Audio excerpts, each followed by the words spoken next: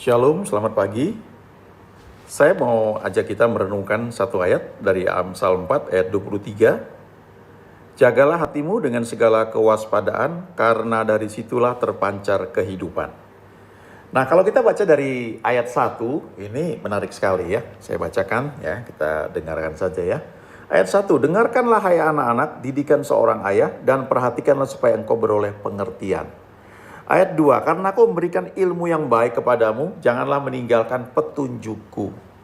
Ayat 3, karena ketika aku masih tinggal di rumah ayahku sebagai anak, lemah dan sebagai anak tunggal ibuku. Ayat 4, aku diajari ayahku, katanya kepadaku, biarlah hatimu memegang perkataanku, berpeganglah pada petunjuk-petunjukku, maka engkau akan hidup. Lalu ayat 5, perolehlah hikmat, perolehlah pengertian, jangan lupa dan jangan menyimpang dari perkataan mulutku. Ayat 6, janganlah meninggalkan hikmat itu, maka engkau akan dipeliharanya, kasihilah dia, maka engkau akan dijaganya. Ayat 7, permulaan hikmat ialah perolehlah hikmat, dan dengan segala yang kau peroleh, perolehlah pengertian.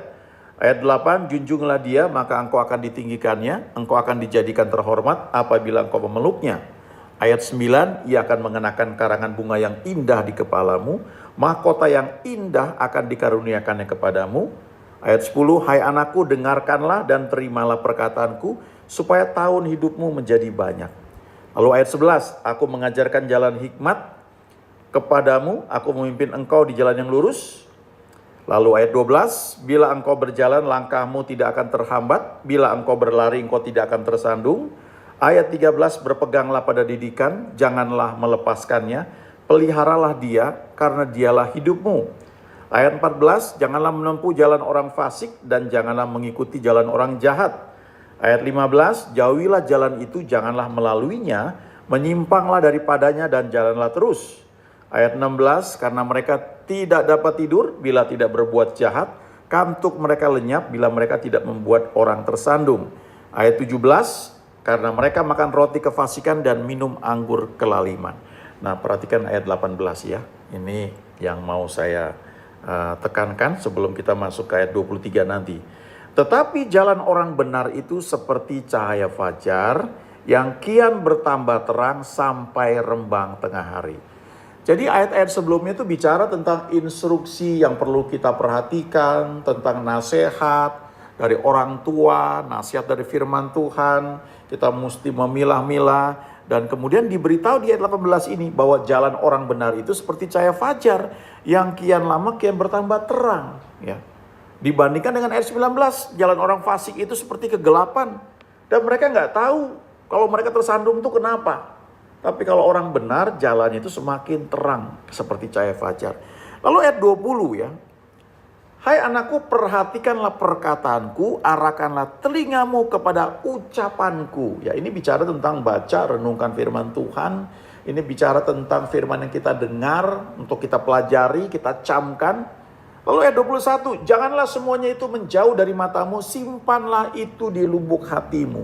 Ini bicara tentang firman yang tidak hanya kita hafal, tapi kita renungkan, kita camkan, sehingga itu menjadi cara berpikir kita. Lalu ayat 22 dikatakan, karena itulah firman yang kita simpan, yang kita renungkan begitu rupa, sehingga menjadi rema, menjadi cara berpikir kita. Firman itulah yang menjadi kehidupan bagi kita. Ya. Jadi kalau kita cuma mendengar firman seperti mantra ya, abrakadabra ya, atau simsalabim ya, itu enggak menghasilkan apa-apa ya. Kita hafal ayat mungkin ya, kita ucapkan berulang-ulang. Kita perlu menjadikan firman yang kita baca, kita renungkan itu menjadi milik kita, menjadi punya kita ya. Kalau sebelumnya kita mendengar orang membagikan firman Tuhan, kita diberkati, itu satu hal. Tapi selanjutnya kita perlu merenungkan firman yang pernah kita dengar itu, sehingga tidak hanya menjadi milik orang lain, tapi juga menjadi milik kita. Jadi kita kenal Tuhan tuh bukan sekedar karena kata orang ya. Mungkin untuk awal perlu seperti itu. Kita kenal Tuhan karena kata orang seperti ini. Tapi selanjutnya karena kita kenal Tuhan, itu menjadi pewahyuan kita, menjadi milik kita. Nah, firman inilah yang menjadi kehidupan dan menjadi kesembuhan atau obat bagi seluruh tubuh kita. Ya. Mau penyakit apapun, obatnya satu, firman. Firman yang kita dapatkan, yang kita renungkan, yang menjadi milik kita. Ya.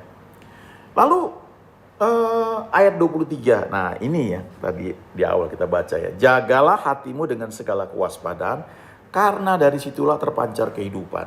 Nah seringkali kita mendengar ayat ini, jaga hati ya, jangan marah, jangan tersinggung ya. Kalau orang ngomongin kita, jaga hati ya. Seringkali kita pikir begitu ya, jangan terpancing emosi, jangan jadi pahit hati ya. Karena ada ayat juga mengatakan bahwa kalau tumbuh akar yang pahit itu bisa menyesatkan banyak orang ya.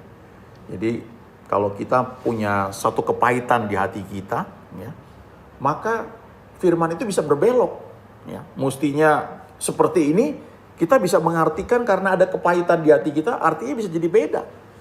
Bahkan saya pernah baca cerita ya, kalau nggak salah saya lupa ya, entah Hitler atau siapa ya, itu menjadi orang yang kejam ya. Itu karena masa lalunya tuh ada kepahitan ya, dalam hatinya. Ya, jadi bahaya sekali. Nah, seringkali kita berpikir itulah yang namanya menjaga hati. Jaga hati dari kepahitan, jaga hati dari kecewa ya. Jangan seperti itu ya, jangan kecewa. Bahkan kalau mengalami satu hal yang melukai hati kita, segera datang kepada Tuhan biar disembuhkan ya. Itu betul juga, nggak salah. Tapi ada hamba Tuhan yang bagikan terjemahan ayat ini dalam bahasa Inggris dan ada arti yang luar biasa ya.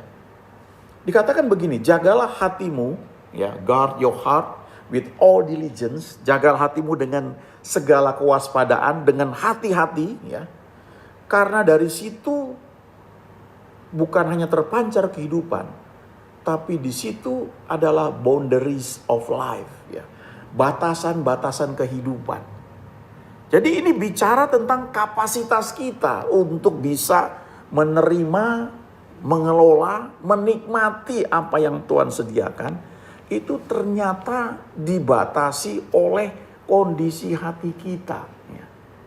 Hati kita ini bisa menjadi pagar dari batasan-batasan kehidupan yang ada gitu. Maksudnya begini, hati kita itu bisa menjadi pembatas atas semua kehidupan yang Tuhan mau serahkan kepada kita. Ya. Di Perjanjian Baru Tuhan Yesus menceritakan perumpamaan tentang talenta. Ya. Ceritakan ada seorang tuan, ya, dia mau pergi jauh, lalu dia berikan harta kepada hamba-hambanya. Ada yang dikasih 5 talenta, ada yang dikasih 2 talenta, ada yang dikasih 1 talenta. Dan 1 talenta itu nilainya gede sekali ya. Saya lupa nilainya berapa, kalau dirupiahkan kira-kira berapa. Kalau nggak salah miliar ya. Itu modal ya. Jadi 1 talenta itu sekian kilo emas dan kemudian diartikan lagi itu jadi upah orang kerja berapa lama dan nilainya jadi tinggi sekali.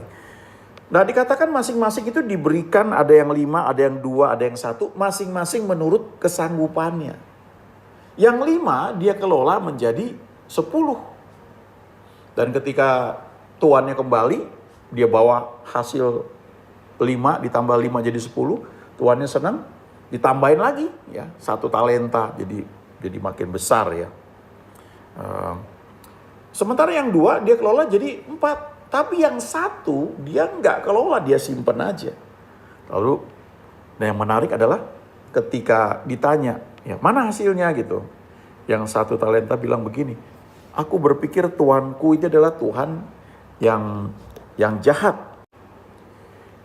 Ya, di Matius 25 ayat 14 ya, dikatakan di situ hamba yang menerima 1 talenta, dia bilang begini, Tuhan, aku tahu bahwa Tuhan adalah manusia yang kejam, yang menuai di tempat di mana Tuhan tidak menabur, dan yang memungut dari tempat di mana Tuhan tidak menanam. Karena itu, karena dalam pikiran aku, dalam hatiku ini, aku membayangkan bahwa engkau adalah manusia yang kejam, karena itu aku takut. Dan aku pergi sembunyikan talenta Tuhan itu dalam tanah. Ini terimalah kepunyaan Tuhan. Lalu jawab tuannya, ya, di ayat 26, hai kamu hamba yang jahat dan malas, Jadi kamu tahu bahwa aku menuai di tempat di mana aku tidak menabur dan memungut dari tempat di mana aku tidak menanam. Karena itu seharusnya uangku itu kau berikan kepada orang yang menjalankan uang, supaya sekembaliku aku menerimanya serta dengan bunganya. Lalu yang talenta itu, 1 talenta itu diambil, diberikan kepada orang yang punya 10 talenta. Ya. Nah, jadi yang ada dalam pikiran hamba yang terima 1 talenta ini, tuannya adalah tuan yang kejam. Nah, pikiran yang seperti itu, kondisi hati yang seperti itu membuat dia berpikir, ini aku sembunyikan aja lah ya, ini supaya aman begitu. Dia takut rugi nanti dia kalau dia gunakan nggak menghasilkan keuntungan, jadi masalah ya. Jadi ternyata itu ya, jaga hati itu menyangkut apa yang akan kita lakukan ya. Kita berani melangkah apa enggak itu dari ternyata kondisi hati. Nah, selanjutnya setelah Amsal 4:23 itu ada ayat 24. Nah, ini berkaitan. Kadang-kadang kita berpikir cuma sampai di hati saja, tapi ternyata dari hati itu dikatakan juga bahwa apa yang ada dalam hati keluar, meluap lewat mulut. Makanya di ayat 24 dikatakan, buanglah mulut serong daripadamu dan jauhkanlah bibir yang dolak-dalik daripadamu.